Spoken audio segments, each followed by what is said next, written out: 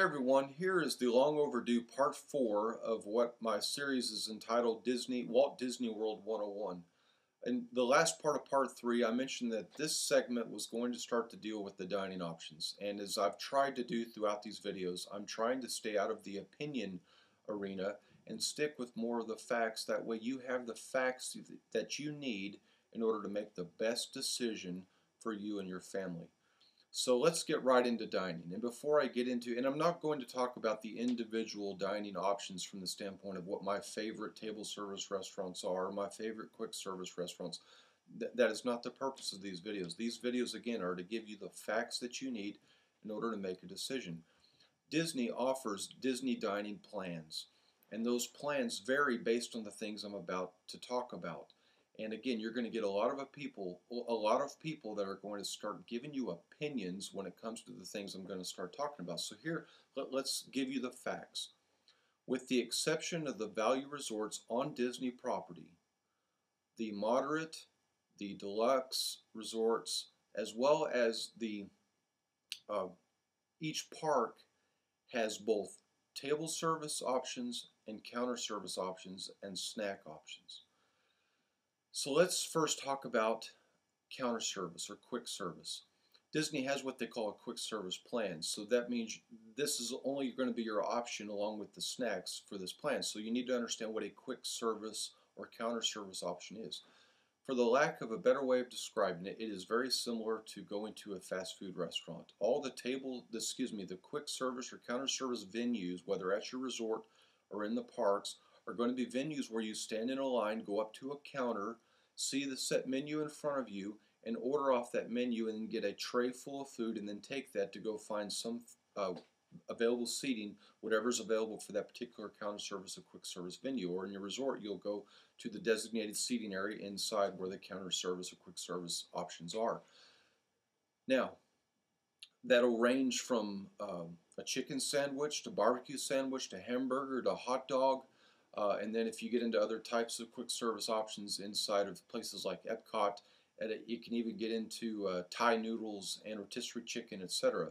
But just for the sake of helping you understand what a quick service or counter service option is, going to be very similar to getting a hamburger and french fries or a hot dog and chips or a pizza and another side item to go with that. Those are going to be most of your counter service or quick service type options. So when you think counter service or quick service, think more fast food as far as the type of service you get and the type of available menu that you'll have to choose from. That's, again, out in front of you and you walk up to the counter.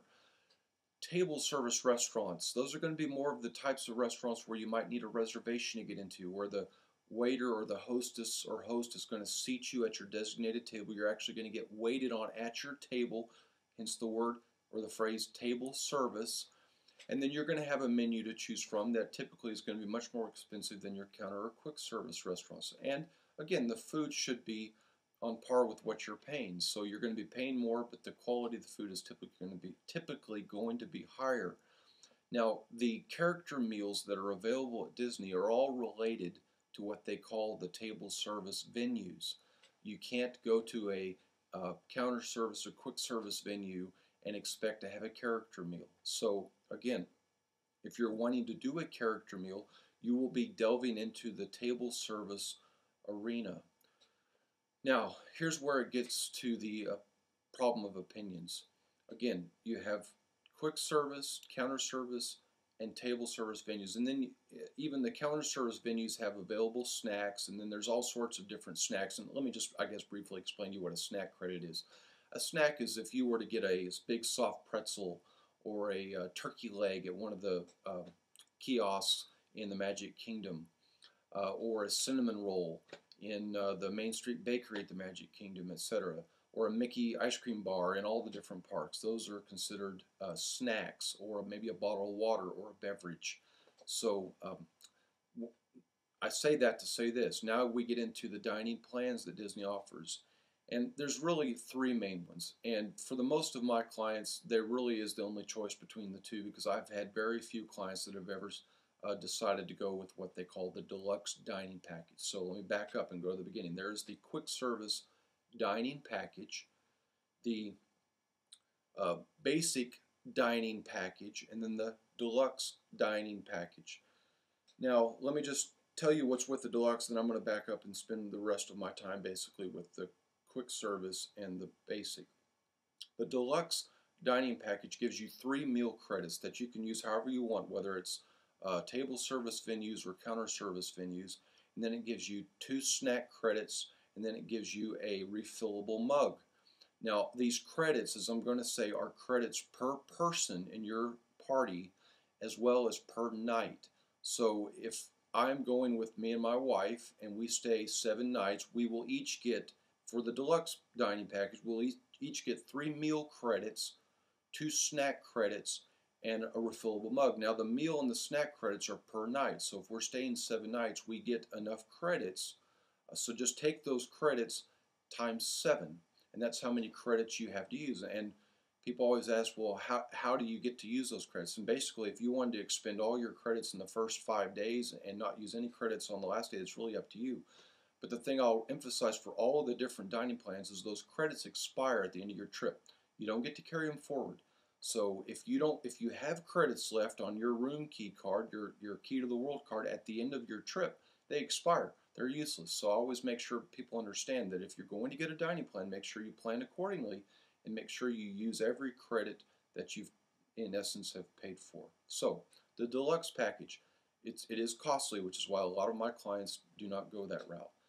But it is available, so I don't want people to think, well, you didn't even touch on the third option. Yes, I did. It's the deluxe dining package. Now let me go back to the 2 most common. I say the 2 most common because when Disney offers a dining deal or a free dining offer, it's one of these 2.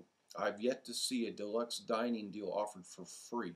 So a lot of times you'll hear the special that Disney announces is stay a minimum of X nights and get the counter service or quick service dining plan for free. The quick service dining plan gives you 2 quick service credits per person per the nights that you stay, 2 snack credits, and also a refillable resort mug. And these mugs are only refillable at your resort. So whether it's the Pop Century or the Caribbean Beach or the Grand Floridian, those refillable mugs are only available to refill at the venues and usually the quick service venues inside your resort. They're not to be refilled in the parks.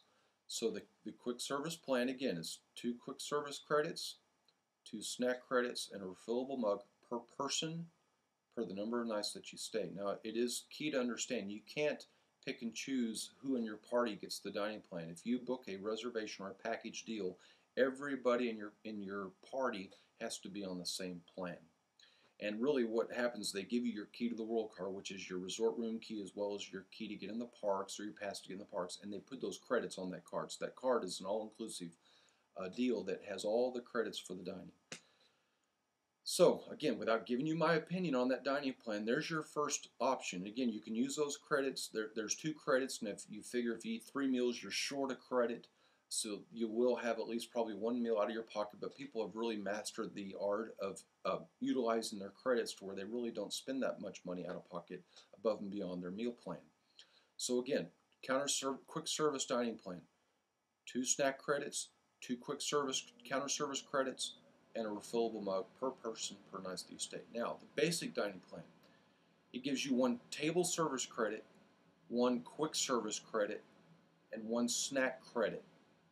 No refillable mug. So again, a table service credit, a quick service credit, and a snack credit per person per night that you stay. Those 2 plans, the quick service dining plan and what they call the basic dining plan, are the 2 plans that most often get offered for free. But I've also had clients that spend the money to purchase those plans because there's been a lot of research. I've even done my research, and again, I'm not going to give you that answer or my opinion, but a lot of people have done research to see if it really does save money. And I have clients that have decided to purchase the plans because they have figured out with their family it is more advantageous for them to purchase the dining plan, even if they're going at a time when there is no dining plan being offered. So there you go. You have your quick service dining plan, your basic dining plan that gives you credits per person per night that you stay for either a counter service venue in one of the parks or at your resort, or a table service venue at the parks or at the resort. Now, here's something to understand about table service versus counter service. Table service, most likely, if it is a very popular table service venue or restaurant, you will need to make what they call an ADR, which is an advanced dining reservation. Some people are lucky, depending on the time of the year that they go, that they can walk up to one of those more popular venues and actually get on a waiting list to get in that day. That is rare with Disney, it seems, nowadays. Nowadays, the ADRs are very, very important. That requires planning.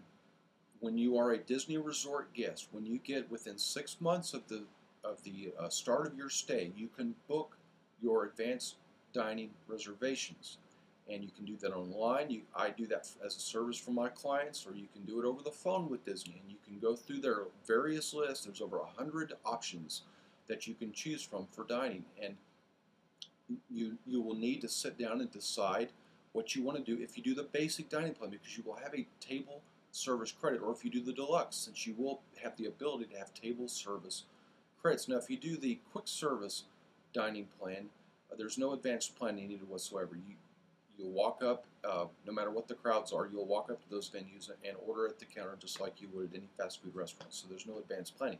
But I want to make the distinction. If you do the basic dining plan, don't wait till the last minute to start worrying about where you're going to take advantage of those table service credits, because if it was offered for free, it's not as important, I guess, because some people might say, well, it's giving me for free, I don't care if I don't use all my credits. But if you paid for the dining plans, again, those credits are going to expire when you leave the resort on your last day and go home. So if you have credits left and you've paid for them, you've in essence lost money. So you need to make sure you plan accordingly. Wow, I told you, dining is it's hard to wrap your head around sometimes. Just like if you've seen, now this is the 4th installment of Walt Disney World. I'm not even talking about Disneyland, but Walt Disney World. You can see that a lot of my clients and people that I know that go, especially for their first time, they like help, because it can be very, very overwhelming. So now that we've talked about the parks and the resorts and etc., and all of a sudden you throw dining in the mix, and people start to go, oh my goodness, I'm getting a headache. So I hope this segment has helped you understand. And again, I did not get into the different venues. I did not tell you what my favorites are. Maybe I will do an installment like that in the future and give you my maybe top 10 dining options that I would try to recommend. But again, that's strictly opinion, and everybody else may have their completely 100% different list and may hate everything that I offer.